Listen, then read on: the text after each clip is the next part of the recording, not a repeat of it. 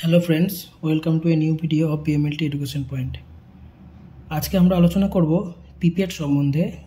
যে পিপেট ছাড়া আমাদের ল্যাবরেটরির ক্ষেত্রে কোনো টেস্টই প্রায় করা যায় না। প্রায় সব টেস্টের জন্য পিপেট আমাদের ইউজ করতে হয়। তো পিপেট কী এবং পিপেটের টাইপ কী কী আছে, কীরকম হয় এবং পিপেটে কী কী পার্টস আছে সেই সম্বন্ধে আজকে আলোচনা করব। তো শুরু করছি আজকের ভিডিও। পিপেট, এখানে আমার কাছে 4 রকমের পিপেট রয়েছে।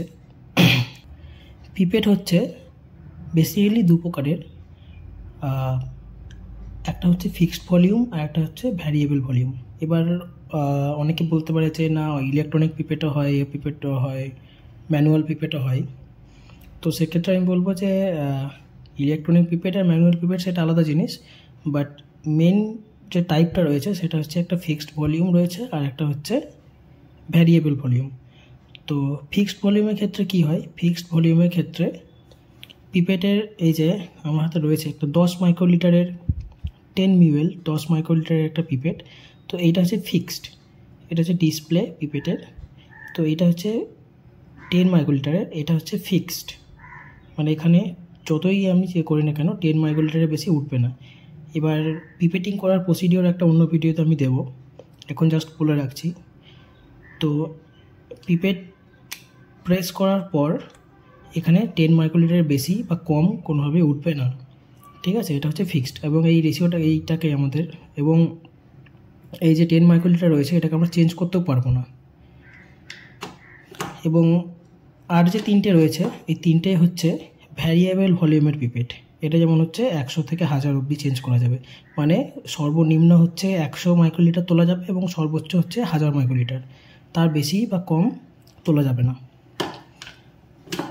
এরপরে রয়েছে 5 to 50, এটা হচ্ছে সর্বনিম্ন 5 মাইক্রোলিটার এবং সবথেকে বেশি 50 মাইক্রোলিটার অবধি এখানে স্যাম্পেল তোলা যাবে। এগুলো হচ্ছে ভ্যারিয়েবল ভলিউমের পিপেট। এবং এরপরে রয়েছে এটা হচ্ছে 10 থেকে 100 মাইক্রোলিটারের, এখানেও সেম, সর্বোচ্চ 100 মাইক্রোলিটার এবং সবথেকে কম হচ্ছে 10 মাইক্রোলিটার।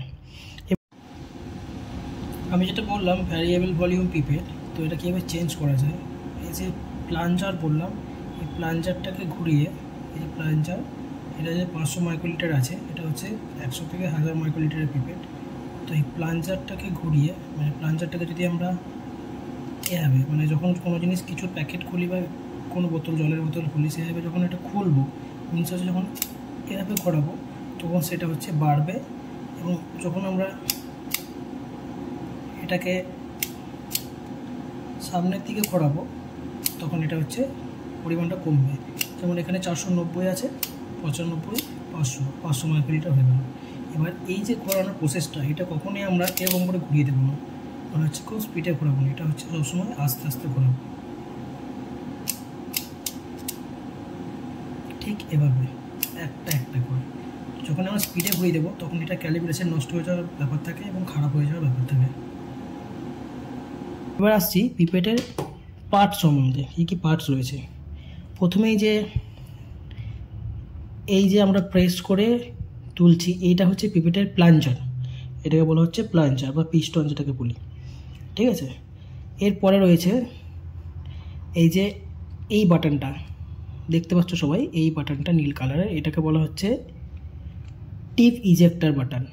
টিপ ইজেক্টার মানে এটাকে প্রেস করলে, যদি প্রেস করি তাহলে যে মাইক্রোটিপটা আমরা এখানে দেব, সেই মাইক্রোটিপটা ইউজ করার পরে আমাদের ফেলার জন্য হাতে করে খুলতে হয় না, জাস্ট এটা প্রেস করলেই টিপটা ইজেক্ট হয়ে যাচ্ছে।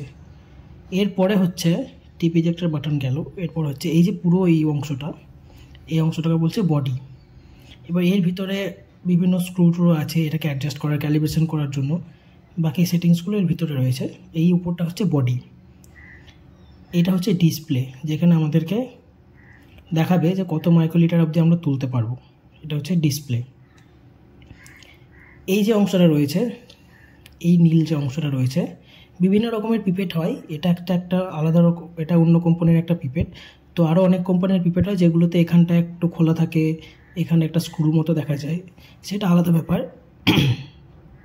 বাট এই পিপেটের ক্ষেত্রে আমি বলে দিচ্ছি, এই পিপেটের ক্ষেত্রে এই যে এই অংশটা রয়েছে, এই অংশটা হচ্ছে টিপ ইজেক্টর কলার।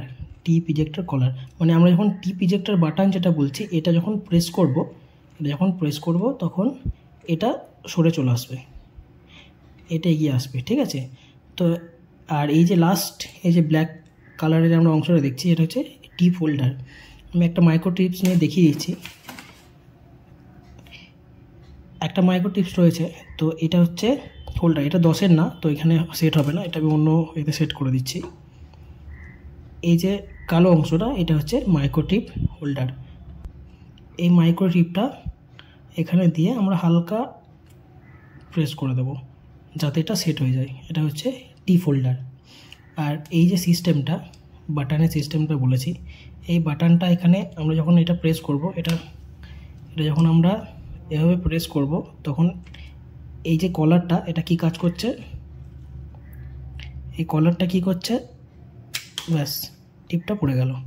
তো আমাদেরকে কোনো স্যাম্পেল চালানোর পরে, ইউজ করার পরে আমাদেরকে টিপটাকে, মানে যে মাইক্রো টিপটা রয়েছে সেটাকে হাতে নিয়ে ফেলার কোনো প্রয়োজন নেই, ঠিক আছে। তো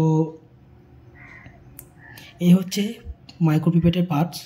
এবার বিভিন্ন রকমের আরও মাইক্রোপিপেট হয়, এটা তো বললাম ভ্যারিয়েবল ভলিউম এবং ফিক্সড ভলিউম। এছাড়া রয়েছে মাল্টি পিপেট, যেটাকে আমরা বলি মাল্টি চ্যানেল মাইক্রোপিপেট। মানে এই একটা পিপেটের মধ্যে অনেকগুলো চ্যানেল থাকে, যেটা আমাদের এলআইসির ক্ষেত্রে কাজে লাগে বিশেষ করে। এখানে 8টা, অনেক ক্ষেত্রে 5টা, 4টে, এভাবে ভাগ করে, 4টেও ভাগ করা থাকে। তো 8টা এরকম একটা বড় অংশ হয় যেখানে এরকম 8টা টিপ হোল্ডার থাকে, ঠিক আছে, সেটাকে বলছে মাল্টি চ্যানেল মাল্টিপিপেট। এবার ভলিউমের ক্ষেত্রে যদি বলি, আমাদের মেইনলি কাজে লাগে 5 to 1000 অবধি আমাদের মেইনলি কাজে লাগে। এবার পিসিআরের ক্ষেত্রে কিছু অ্যাডভান্স পিপেট হয়। পিসিআরের ক্ষেত্রে অনেক সময় ডিএনএ এক্সট্রাকশন বা এর সময় তখন 0.2 মাইক্রোলিটার বা 1 মাইক্রোলিটার এরকম করে ওদের অনেক কিছু লাগে। তো সেক্ষেত্রে পিপেটের যে তোলার পরিমাণ সেটা এখানে ডিসপ্লেতে লেখা থাকে 1 to 2 মাইক্রোলিটার এরকম করে। তো সেগুলো আলাদা মাইক্রোপিপেট, সেগুলো পয়েন্ট রেশিওতে চলে আসে। বাট এইগুলো হচ্ছে ফিক্সড ভলিউম এবং ভ্যারিয়েবল ভলিউম মাইক্রোপিপেট, ঠিক আছে। তো এই হচ্ছে পিপেটের সম্বন্ধে ভিডিও। যদি ভিডিওটি ভালো লেগে থাকে অবশ্যই আমার চ্যানেলটিকে সাবস্ক্রাইব করবে এবং ভিডিওটিতে একটা লাইক করবে এবং অবশ্যই ভিডিওটি শেয়ার করবে। এর পরবর্তী ভিডিওতে আমি পিপেট কীভাবে ইউজ করতে হয় সেই সম্বন্ধে একটা ভিডিও আমি দেবো, কীভাবে পিপেট ইউজ করতে হয়। আমি তো এখানে বলে দিলাম যে এখানে প্রেস করলে এখানে 10 মাইক্রোলিটার স্যাম্পেল উঠবে, কিন্তু এই 10 মাইক্রোলিটার ওঠানোর জন্য আমাদের কী করতে হয়, কীভাবে প্রেস করতে হয়, কতটা পরিমাণে প্রেস করব, কোথায় গিয়ে স্টপ করব, তারপর কীভাবে ইজেক্ট করব, সব কিছুই আমি পরের ভিডিওতে দেখাবো। তো থ্যাংক ইউ সবাইকে, দেখা হচ্ছে পরের ভিডিওতে।